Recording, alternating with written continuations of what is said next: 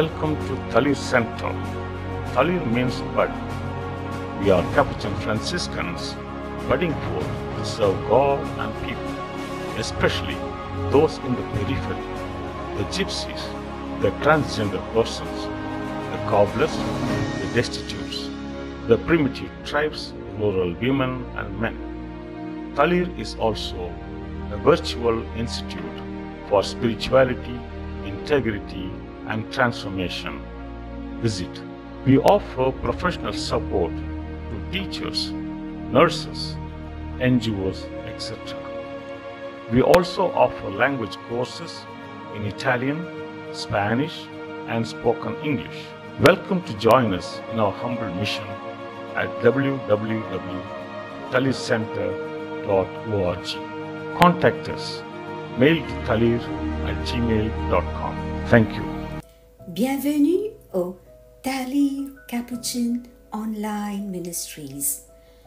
Aujourd'hui, ce 19 septembre 2021, 25e dimanche du temps ordinaire, nous sommes heureux de diffuser la traduction française du message de Frère Timothy, prêtre capucin en Inde.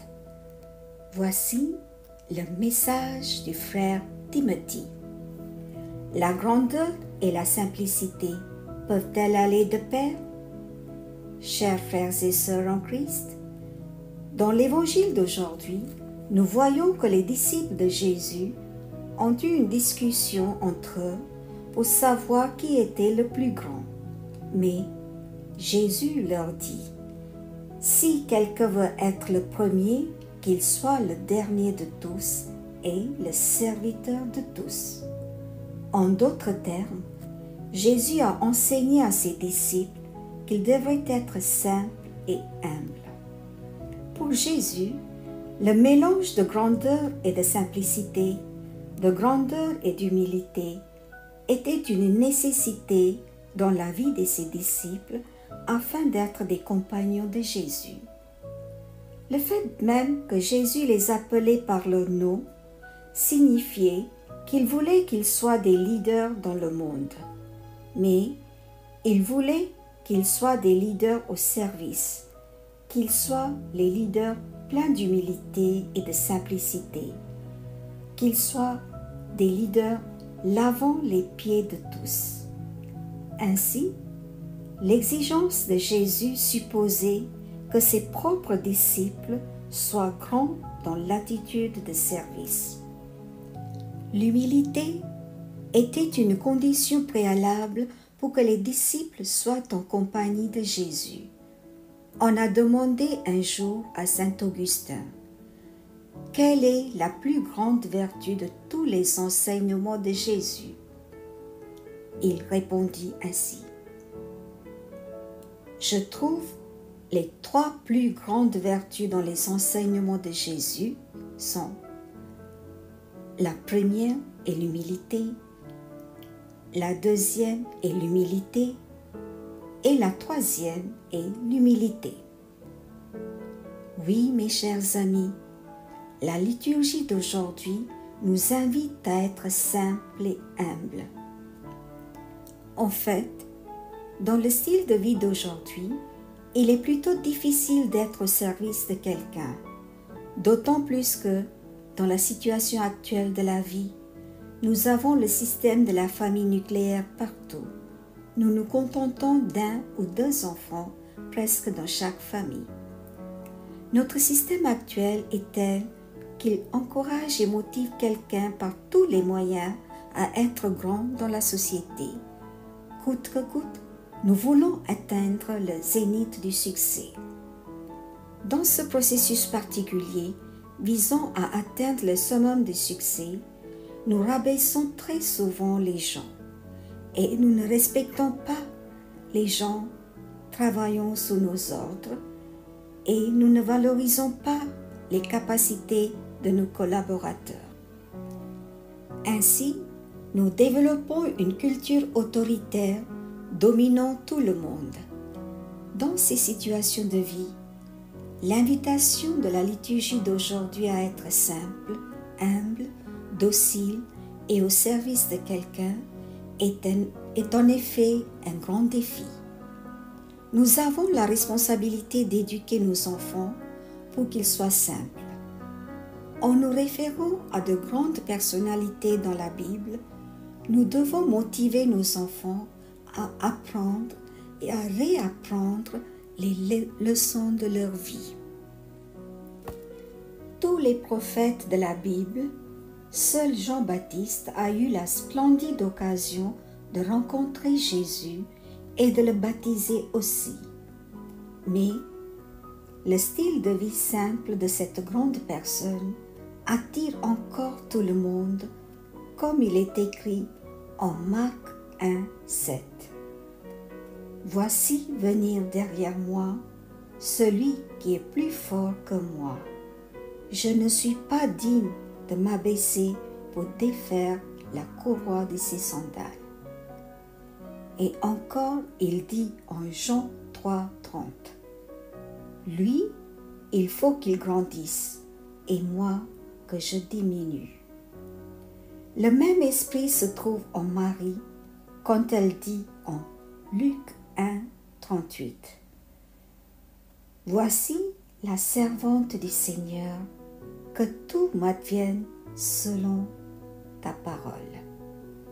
Ces grandes figures comme la Sainte Vierge et Jean le Baptiste et quelques autres s'étaient parés de la vertu de l'humilité parce qu'ils imitaient Jésus, leur maître, et cela en acceptant la réalité d'un serviteur, ce qui dépeint la profonde humilité de Jésus. C'est ce que nous lisons dans Philippiens 2, 6 à 8. Ayant la condition de Dieu, ne retint pas jalousement le rang qui l'égalait à Dieu, mais il s'est anéanti, prenant la condition de serviteur, devenant semblable aux hommes. Reconnu homme à son aspect, il s'est abaissé, devenant obéissant jusqu'à la mort et la mort de la croix. Saint Jean, dans son évangile 1, 14, relève le même point en disant que le Verbe s'est fait chair, il a habité parmi nous.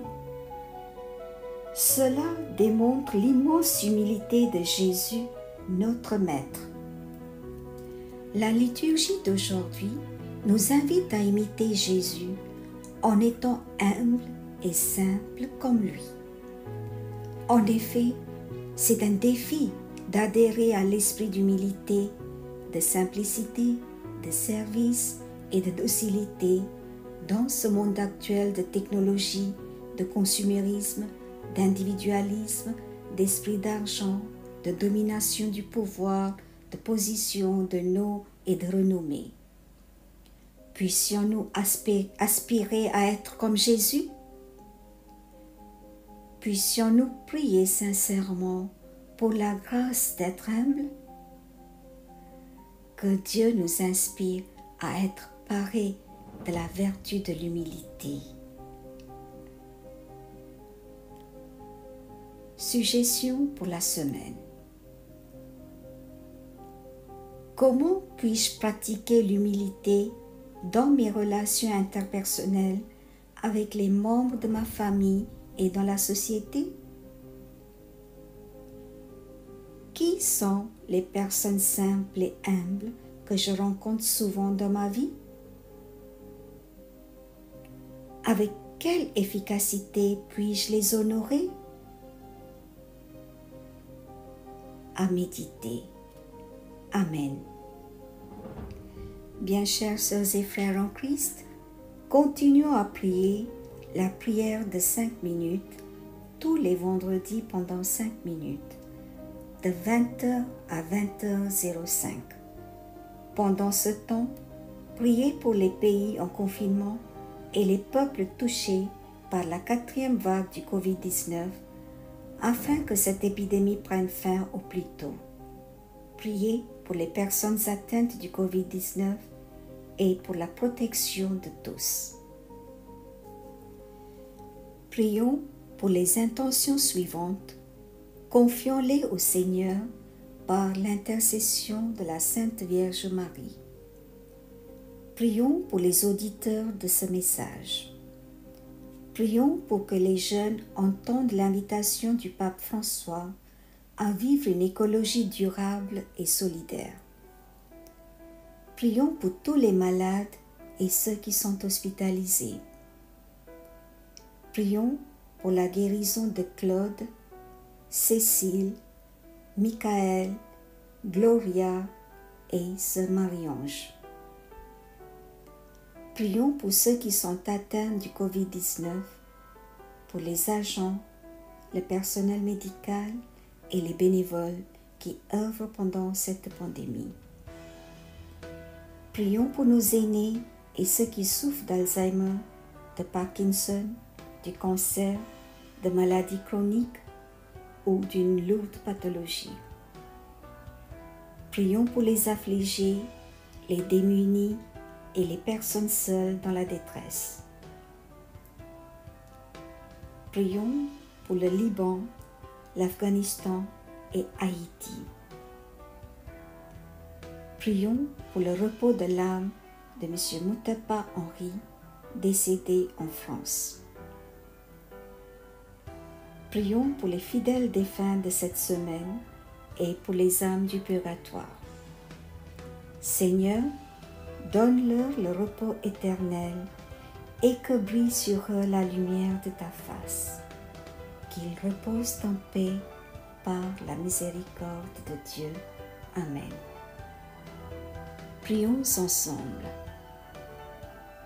Dieu notre Père très aimant, ton Fils est entré dans ce monde en prenant la forme d'un humble serviteur, obéissant à ta volonté jusqu'au dernier souffle.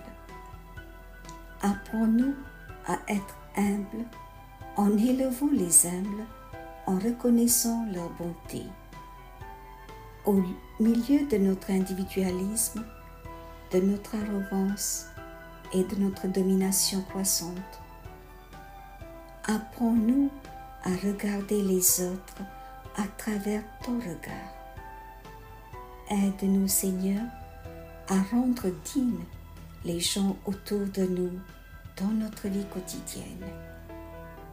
Nous faisons monter cette prière par le Christ notre Seigneur. Amen. Je vous remercie. Bon dimanche et bonne semaine. Soyez bénis.